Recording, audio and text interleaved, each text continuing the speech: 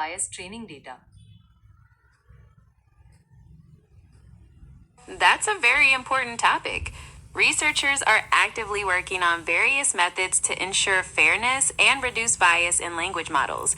Some techniques include carefully curating training data sets to be more representative and applying bias detection and mitigation techniques during the model training process. Would you like to know more about any particular technique? That sounds promising. Could you elaborate on how bias detection and mitigation techniques work? What kind of methods are used to identify and address biases? Okay, so bias detection involves analyzing the model's behavior and outputs to see if it shows preference or generates unfair results against specific groups. Mitigation techniques might include things like adjusting the training data, modifying the model's parameters, or even rephrasing prompts to elicit more neutral responses.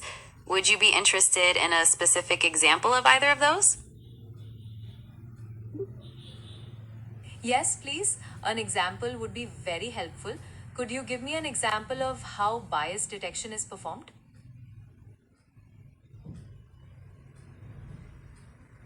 Sure.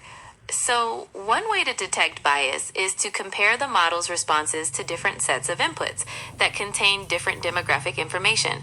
For example, you could test the model's performance on generating sentences that include words associated with different genders or different ethnicities. If the model shows a biased response in these cases, that's an indication of bias in the model. Does that make sense?